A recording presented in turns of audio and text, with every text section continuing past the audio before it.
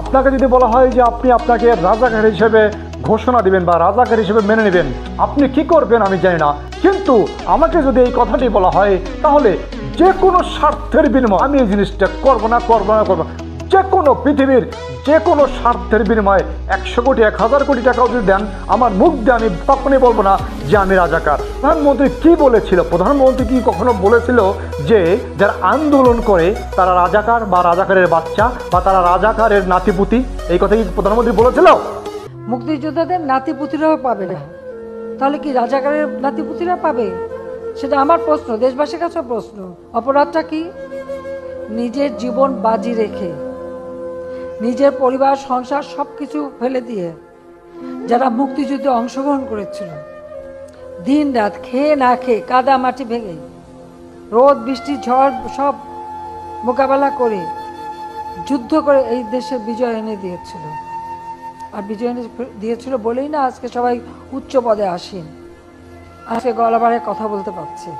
প্রধানমন্ত্রী তার বক্তব্যে স্পষ্টভাবে ফুটিয়ে তুলেছে যে মুক্তিযোদ্ধাদের ছেলে সন্তান এবং নাতিপুতিদের প্রতি যে ভালোবাসা বা মুক্তিযোদ্ধাদের প্রতি যে একটা দায়িত্ব বা মুক্তিযোদ্ধা পরিবারের প্রতি যে একটা দায়িত্ব এবং মুক্তিযোদ্ধাদের প্রতি যে একটা ভালোবাসা, তার বক্তব্য কিন্তু এই কথাটাই ফুটিয়ে তুলেছেন। কি প্রধানমন্ত্রী মুক্তিযোদ্ধার প্রতি ভালোবাসা দেখাবে না বা বাংলাদেশের মানুষ মুক্তিযোদ্ধাদের প্রতি ভালোবাসা দেখাবে না? কেন ভালোবাসা কি দেখান যাবে না মুক্তিযোদ্ধাদের প্রতি বা বাংলাদেশের যারা মুক্তিযোদ্ধার ছেলে মেয়ে বা নাতিপুতি তাদের প্রতি কি ভালোবাসা দেখানো যাবে না?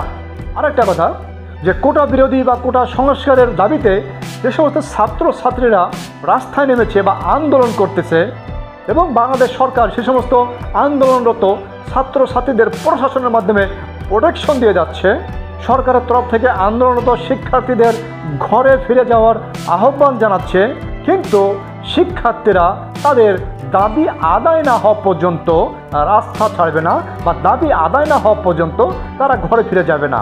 আচ্ছা, এখানে একটা প্রশ্ন করি, যারা আন্দোলন চালাচ্ছে হয়তো 1 লাখ 2 লাখ ছাত্রছাত্রী হবে, বাংলাদেশে আর যে লক্ষ লক্ষ ছাত্রছাত্রী আছে বা লক্ষ লক্ষ পরিবার আছে, কি চাচির হাতের মোয়া যেভাবে বানাবো সেভাবেই হবে বা যেভাবে আপনারা বলবেন সেভাবেই সরকার তৈরি করে দিতে হবে বা তৎক্ষণাৎ তৈরি করে দিতে হবে? এমন কি কোনো নিয়ম বাংলাদেশে বা এমন কি কোনো রুলস বাংলাদেশে, এমন কি কোনো রুলস বহির্বিশ্বে আছে?